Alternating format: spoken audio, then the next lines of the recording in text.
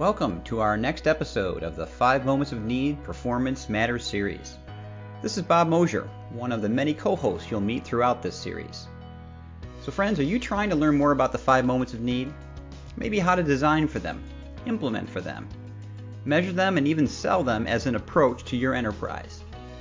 Well, in the Performance Matters series, we will help you better understand the theory and best practices behind this powerful methodology, and offer proven ways to put the 5 moments of need into practice. All right, friends, welcome back to another Performance Matters podcast. Bob Mosher here, as introduced in the introduction. So great to have you all here. We do so hope that you are safe and well in these trying times, but we do appreciate you tuning in. Please let us know through feedback on the podcast site and such, any ways we can help and continue to offer information that is of service and value. We are excited today to welcome a dear friend to this podcast, and an international friend, actually, and learning leader over in the UK area, Sam Allen. It's great to have you here. Just such great work, my friend, and the work that you've done in this area. And so we're anxious to hear a bit about your journey and how things are going, but we appreciate you being here. Hope everything's safe and well. Thank you. Yeah, great to be here, Bob. I'm as well as I can be, and so is my family. So in these trying times, I think that's as good as it gets, really, isn't it? That is. That was a great answer, my friend, and we continue to hope that remains the case. So, friend, I don't do the introductions formally, don't read a bio kind of thing. Kind of lets us get into the dialogue of the conversation here. So give us an overview of your journey to this point in L&D, my friend, and really kind of how you've arrived in this mindset, because you're a very performance-focused L&D professional, which I love about the work that you shared and the examples you've done. Give us how you got there and the journey to this place. Sure. So, and I think it's been a relatively recent shift for me, which I'm sure we'll kind of get onto and talk about. My journey into learning and development is probably similar to a lot of people's, in that I was in an HR role initially. I got a master's degree in HR management from Coventry 8 or so years ago, and I was in a role in an organisation called Home Retail Group, who at the time were a massive nationwide retailer, owned a number of different kind of retail brands. And I was in an HR role that had some kind of level of learning and development responsibility. So I ran workshops on things like change management, but it was all your kind of traditional face-to-face workshop delivery programs, that kind of thing. But I absolutely loved it, and was told by so many people in senior positions, you've got a natural aptitude for this, you're a fantastic kind of trainer, you should think about a career in learning and development. And at the same time, a junior position came up. Actually, it sounds very big. It was a junior position at the time, but it was looking after the rollout and training for Office 365 for the whole organization. So I was kind of in charge with putting together a small program of kind of training that everyone could access and go through. And that was my kind of real introduction to learning and development.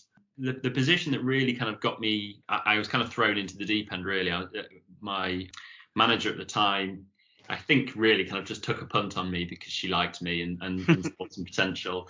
But I got a kind of learning and development business partner role supporting Argos, which is a retailer that was going through a really interesting transition from a traditional catalog retailer to a digital retailer. And I was supporting 3 functions that were really at the kind of coalface of that transformation. So the digital e-commerce teams, the marketing teams, and the IT teams.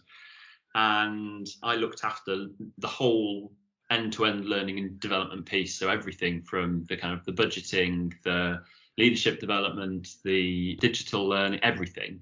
And of course, my go-to was face-to-face learning. What workshops can I run for people? How can I package them up so it turns into a program? But that was the role where I probably started to think about learning and development differently, because I was sitting at the leadership table with people who I started asking questions like, why are we doing this? How do you know that people need these workshops? Is there another way we could do it that's a bit quicker? These guys were agile in the true sense of the word. Sure. Churning out huge kind of changes to the website in a week. And there was me suggesting a 12 management program for 6 people. And then the other 6 people who might need it would go on it next year, that kind of thing. So yep. From there, I definitely started to think more around experiential learning. How can we kind of bring learning to people in their roles? How can we kind of get people practicing things? And I guess I didn't know it at the time, but that was where my shift in thinking came to, looking more at performance focused learning, because I was thinking more around, well, what are people having to do and what are they struggling with, rather than what do people need to know and what can I kind of teach them. I guess kind of my ego left the role a little bit, and I got out of the spotlight and saw it more on what do these people really need, what are they struggling with. From there, I kind of got a role at Whitbread, which was a large hospitality firm in the UK. Again, that was a really helpful role in kind of moving me more to a kind of performance focused mindset, because I was supporting, I guess, kind of hotel and pub workers, basically. So these were guys who were so busy. The best way to support them was with giving them things that would just help them do the things that they were struggling with when they were doing them. So again, we were starting to experiment with things like providing learning at the moment of need and at the moment of application, and trying to break things down and creating kind of mini workbooks on the tasks that they'd have to do in their first 60 days. And at the time, I remember thinking, this feels all very functional and task. Where's all of the kind of conceptual stuff? Where are we going to start changing their mindsets?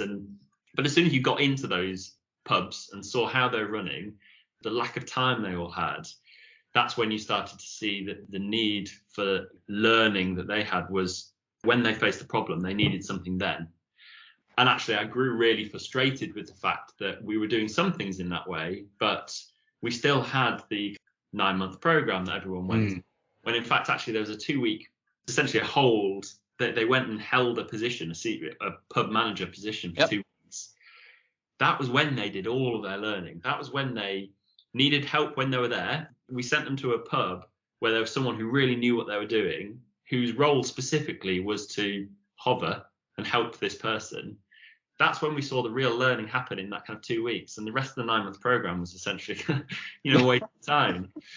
So from there, I kind of thought, well, look, I really want to do learning and development differently. I've really kind of almost become a little bit kind of disengaged with face-to-face learning. I still see the value in it. Sure. But at the time, I'd really kind of started to think, well, why do I do this? I'm struggling to get people to engage. Why is that? Most of the time, it's because they either didn't need what we were teaching them at that moment, or they'd needed it 6 months ago and found their own solution, or they didn't realize that they needed it. So they probably did need the help that we were giving them, but they didn't realize it, and so they weren't motivated and they weren't in the right frame of mind.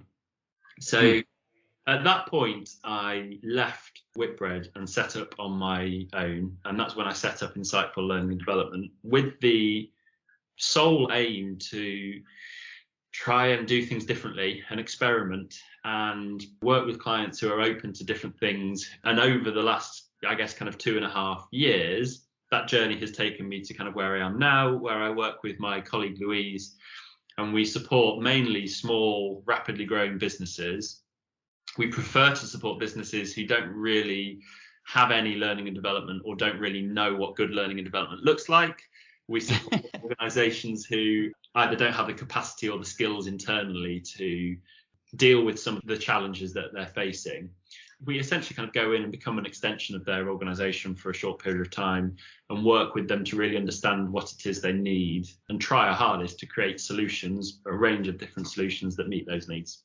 I'm still early, I would say, in my kind of transition to becoming more performance focused. There are projects that I've got live now, which I started 18 months ago, which are a million miles away from performance focused kind of learning and development, but I know that they are now. And you have the context, which is really brilliant. And so I want to talk to you on 2 levels, Sam, today in our discussion. One is a bit more about L&D in general, because I really done a nice job, I think, in championing the cause.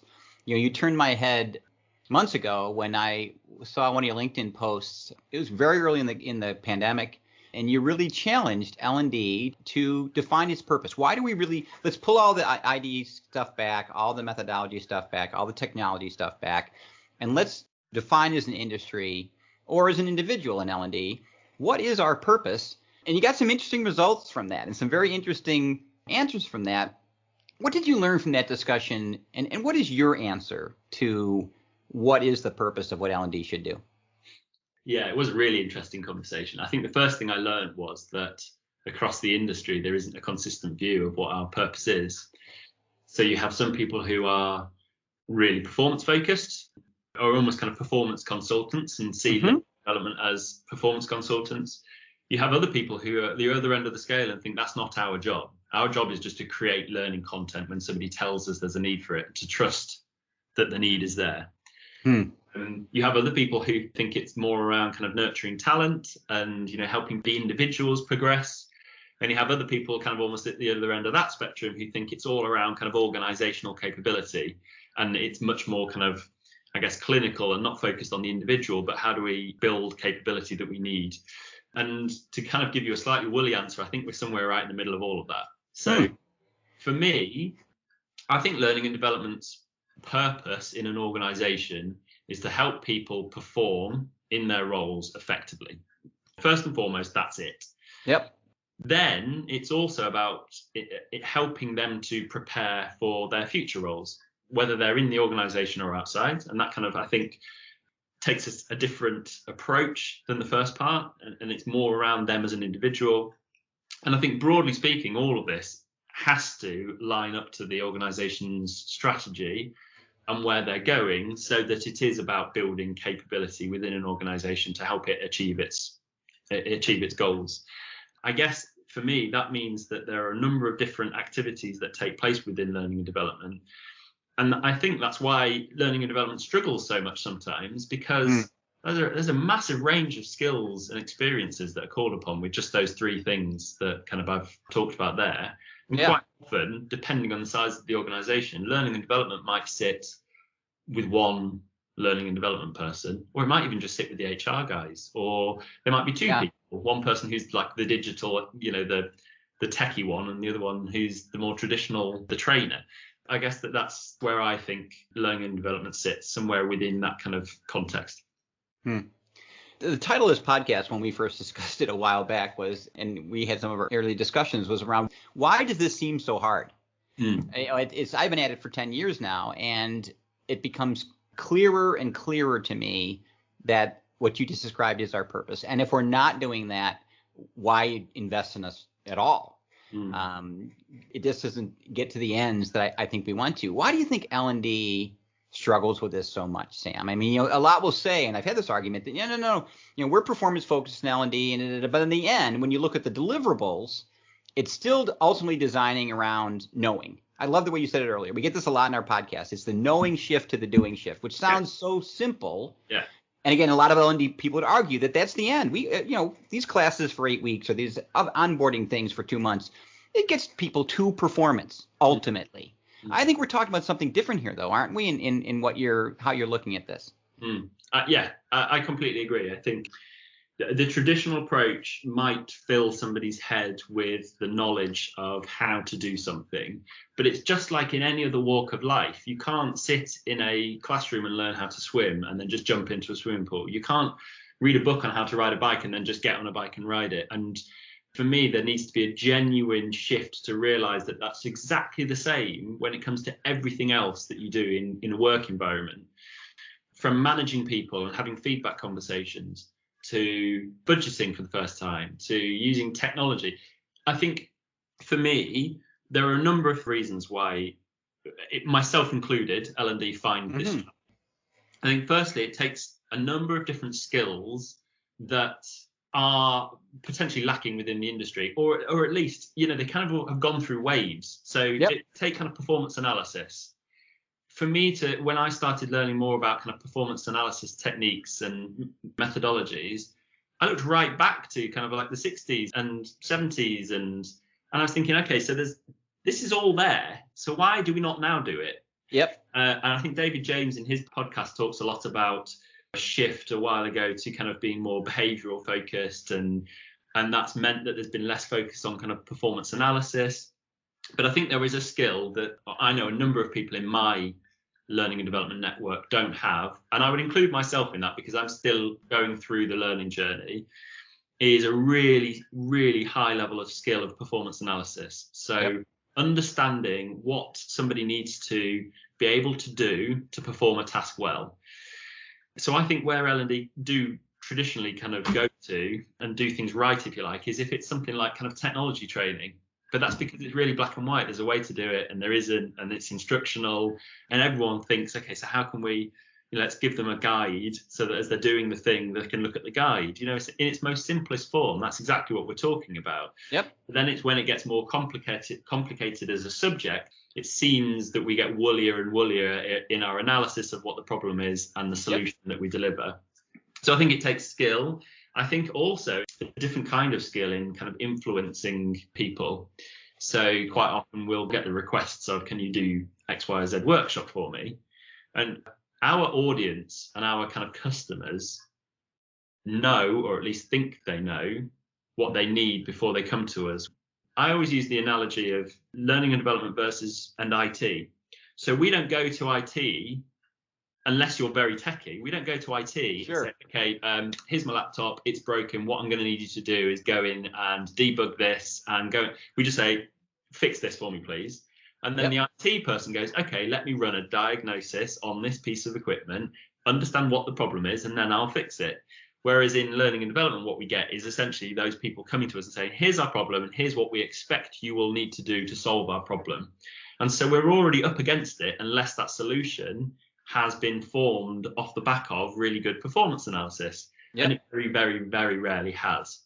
So I think that's another thing that makes it difficult. For me, though, the biggest shift I found in my own thinking that helped to start to make it easier was just to think about the distance that I'm operating from the context of application in everything. So how far away am I from the context of this skill or this thing being applied? Am I in both the analysis? So am I speaking to the people who are actually doing it? And am I asking them directly about it? Am I watching them do it? Or am I asking their line managers what they need? Or even worse, their line managers, what their whole department needs? Am I designing content then close to the context of application, or am I designing it away from it so they're going to have to go back to it? And I think that's where I've learned a lot from the work that you and Con do, and the whole idea of the moments of need and thinking about kind of designing learning for different moments of need, just breaking that down to think about, okay, so if somebody knows nothing about it, then yes, actually they might benefit from a workshop or something more formal where they're reading things outside of context of application. But if someone knows all of that, which in my experience is where most of our learners' problem or performers' problems come from, then we don't need to keep repeating that stuff. We need to think about how we help them perform better. And so the shift for me is absolutely a shift from thinking about how do people learn and what do we need to teach people and what do they need to know, to thinking about how do people perform and what's stopping them and what do we need to help them to be able to do. And those two things are completely different. I really love two areas that you've gone into deeper, and that's the idea that the closer we move the learning to the context of doing, and the more we allow it to happen there without hurting someone, the better that they'll be intrinsically motivated to want to learn and to do, and the better and quicker they will learn. And so starting from there and building back versus let's put them in a class for a couple weeks first and then get them out in the field or whatever the right wording is a total flip. And I love your idea about the distance of the audience with which we do our analysis. This podcast has taken, and many of you who have done a masterful job at making this shift, take a hard run at the traditional, if I may, SME world that so many of us are grounded in. And often the SME is removed from the work. They become the manager or the line manager or the manager of the manager because at one time they were such a good performer, we promoted them. But the reality is, to your point, that also removed them from the context of the work and their ability to represent it fairly and understand what truly happens there. How do you, let's shift a little bit, if you don't mind, Sam, to your work a bit. Because you still say you do get folks who come to you and I want 5 days of blah, blah, blah, or I want 2 e-learnings because that's what I think I need or what you people do. How have you changed that narrative as a company? When people come in to want your work, fundamentally, how do you guide them through that discussion? Because that's a question we get very often. I'm seen this way in my company. They walk in with a predisposed output. How do I even get them to get off of the outcome of 5 days of or 3 e-learnings on in the first place? How have you worked that narrative a bit differently in your work? So every single one of our projects, and this is in our kind of proposals to all clients, start with what we call a discovery process. what you've come to us with is a hypothesis. And one of the most valuable things that you can pay for our time for is for us to test that hypothesis before we do. I love that. Love that. And common sense always says that if somebody is a senior leader who is 2 or 3 kind of rungs of the career ladder, if you like, away from the roles that they're talking about, are requesting something, you can ask a simple question like, how much time have you spent over the last couple of weeks with these people and seen firsthand evidence of what you're talking about? You know, a lack of understanding of how to do X, Y, or Z. If the answer to that is, I spend every day with them and I've seen it firsthand, then okay, you immediately know that this person has at least actually gone down into the trenches and kind of seen some of it, so you can have a slightly different conversation.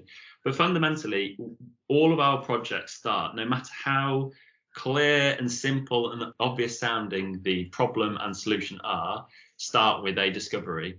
I think the language, though, like I said, needs to be around testing your hypothesis. In this current climate, we can do a rapid hypothesis discovery process with the right people. We just need a little bit of your time to work out who those people need to be. You need to kind of point us in the right direction. We can spend a day or 2 days speaking to those people for limited amount of money and time, and then tell you what you need. And if it was what you needed, that process was still a worthwhile process because it potentially saved you a waste of money. In the current climate, that's a no-brainer for me. I always try and make it commercial as I can. You know, this person's going to spend money on something. A really classic example is one of the clients I'm working with at the moment, who we've built a really strong relationship with because of this approach. Because we constantly tell them that we don't think they need the things that they were going to spend a load of money on with us, which when I say that out loud, I start to worry about the kind of commerciality of my business, but still, it's a relationship-based business. Of course. But when we first met with them and we talked to them, it was after the first lockdown.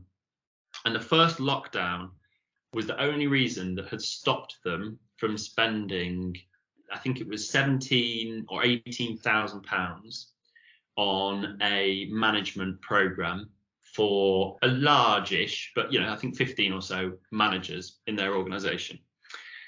And that was because the hypothesis was there's a handful of people here who are in management positions because the business has grown so rapidly over 6 to 9 months that junior people who came in kind of entry-level roles are now managing kind of quite large teams just because they know the business and they've grown with it, but they don't know how to manage. That's a great hypothesis, but what they hadn't done was tested to see whether they all needed the same thing. They were all going to have the time and motivation to learn in the same way, whether the course that was being suggested was actually going to cover the things that they need. All of these things hadn't been kind of tested. So we came in and for the same amount of money, near enough, introduced a whole load of different things, from some learning tech that provided them content in their moment of need, and we could push things to them based on their challenges, to real bite-sized kind of round table sessions, stand-up sessions where it was all done virtually, but it was for an hour on a particular subject that through our discovery, they all, as a blanket, needed support with.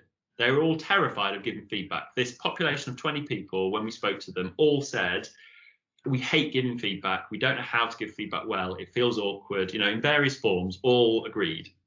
So we had a session specifically on that.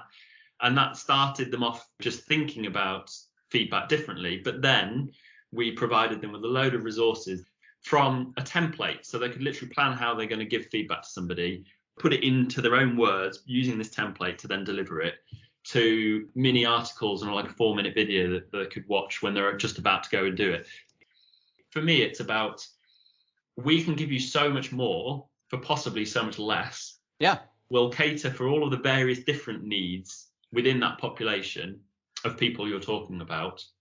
So it makes total commercial sense that we'll do a bit of digging first. You wouldn't do any other piece of work without doing a bit of digging first. And look, that might work with some people, it might not with others. And like I said, I'm the first one to be honest, even with this client where we've got this ethos and we're doing some great things with them, we've made the mistake recently, and I was running hour-long workshops for a kind of like first-line manager populations. By the second one, I thought to myself, I've done a terrible job here. These people don't need this. This is a classic case of, but I trusted them. You can find yourself getting into work and projects and being halfway through them and thinking this isn't having any impact at all. But for me, it's just, that's a learning experience. That is just even more fuel for me to make sure that next time I get that similar request, that I really diagnose it properly and understand what the real problem is, and don't just do a kind of half job. And I think that the other issue is that so many people ask a few kind of high level questions to the senior leader, yep, and call that their analysis, and don't yep. go down to the people who are actually kind of delivering the work that we're talking about. Well, the reason you built such remarkable relationships is because you're pivoting on performance. We're back to how this podcast started. You take them down to the root cause of why they're in asking for 5 days of whatever, or think a management course is the answer.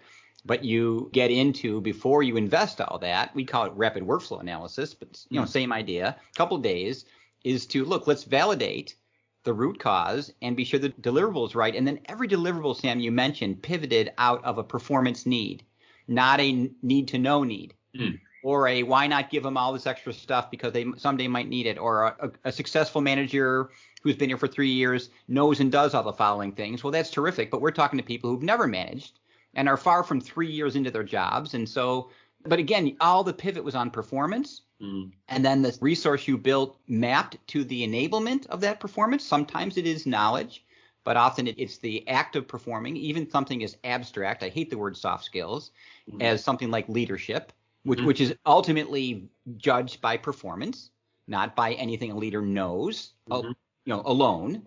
You've done such a brilliant job. So, my friend, looking back, what advice would you give to somebody? And again, a lot of our participants in this are way early in the journey. They're struggling in making the mind shift. They're absolutely struggling in helping their company do the same. What is your advice to them to begin this? If you could go back to your younger self, what advice would you give to get where you are quicker, smoother, or clearer, if that's the right word? Yeah. So I think firstly is to address the lack of skills that I had. So much earlier on, read about performance analysis, tools, models, and you can learn a lot from. I mean, there are some brilliant people in our network who have kind of done all of the curating and things for us. So you've got people like Guy Wallace, who you can go to his website and see all of these great tools and resources and interviews of loads of different techniques that you can use. There's 1,000,001 out there. That's a great resource. You've got people like your podcast, and I would say David James's Learning. Absolutely. They're all performance focused. So just start immersing yourself in it. And the thing I did was, when I heard a name of a person that I'd not heard of before being talked about as this kind of legend of the learning and development world, I went and researched what they'd done. And Joe Harless, sure, who's that dude? Went and found out, was blown away by it, tried to use it, simplified it, experimented with it, spoke to people about it. And slowly but surely, that whole methodology has formed, kind of underpins our discovery methodology. We've used and adapted parts of that. So first, learn yourself and build the skills you've got. But I think for me, the biggest enabler to this is almost to not be too pure about it. I definitely got really hung up on, and I've lost business because I've been so hung up on only doing things that are performance focused. Good for you. I think that, especially if you're kind of trying to transition, don't be too pure about it. Be okay and be comfortable with doing some things that, maybe aren't that performance focused, but learn from them. Make sure you're learning from them. What would have actually helped that? And tagged on to that, the thing I have found, which would be my biggest piece of advice, is to, if you're trying to kind of shift other people's mindsets, and you're trying to get, even if it's the rest of your learning and development team, because that's probably as much of a challenge as the rest of the business, to get them to start seeing differently from the workshops, the virtual workshops, the event-based learning, is to look at how do you supplement what you currently do. Everyone likes a shiny LMS full of content, full of articles and videos, because it's something you can shout about. And I think it's going to be a real challenge to move away from that. But there are things that you can do, like question which tool you use. Does the tool that you use allow you to push certain bits of content to people based on things that you know about them, like challenges that they might be going through? Can you push timely content out to people based on their particular moments of need? but also supplement it. So if you feel like you can't win that battle of not having the big massive LMS Yep. or the 9-month leadership program, think about what you do in between the modules that are much more performance focused. Get feedback from the people who are on it about which elements of the programs worked really well, because I can pretty much guarantee that they're going to say it's the things that really helped their performance instead of the 2-day workshops. All of that will slowly but surely kind of build your case for applying a more performance focused mindset in the future. Brilliant, my friend. It's one of the great educators in my life once told me that although there will be revolutionary things in education, they'll only ever be adopted in an evolutionary way. And that's exactly what you're talking about, because there are 2 audiences to win over here. There may be 3, but definitely, as you say, we as an industry, back to the first question I asked you, have to buy this. We have to believe in it. It has to be the first thing we reflectively or naturally default to, not the things we do now. And then we have to believe in those deliverables in a way that we feel comfortable building them. Mm-hmm. And then, of course, what has to follow along close to that, if not ultimately drive it, it's those we serve. Many people we interview on this podcast who come from enterprise L&D departments talk about how they see this light bulb go on once, to your point, those initial efforts, the small things you throw out there, are adopted. When they come back for the next ask, they go, by the way, can you build 10 more of those things? And ultimately, the ask turns around to, look, can you build those things first? And if we have to, we might put them in an hour workshop or something. Yeah, absolutely. Right? And I think the current environment that we find ourselves in has hopefully accelerated this for lots of people. Yeah. I think initially as an industry, we just went, okay, let's get really good at delivering workshops on Zoom or Teams or whatever you're using. But I think as our audiences and our customers have probably challenged back to say, we're getting sick and tired of this. It's not the same. It doesn't have the same shiny, glossy, happy sheet feeling as a workshop. What else can we do? And I'm definitely finding more clients are going with, even if it's just curated online content that you can have a look at yourself, replaces the workshop. For me, that's a move in the right direction. It's enabling people to access something in a time that works best for them. Well, my goodness, Sam, it's just been remarkable as always. So appreciate your leadership, your friendship, and being a part of this podcast. And we look forward to further conversations down the road. Everyone be well, and we look forward to our next episode. Thanks so much. Well, that's it for this episode of the 5 Moments of Need Performance Matters series. We look forward to future conversations around how to best put the 5 Moments of Need into practice. We welcome your feedback and can be reached on Twitter using my Twitter handle at BMOSH, as well as our 5 Moments of Need website, which is www.5momentsofneed.com. We hope you're finding these helpful and will subscribe to future episodes. Have a great day, friends.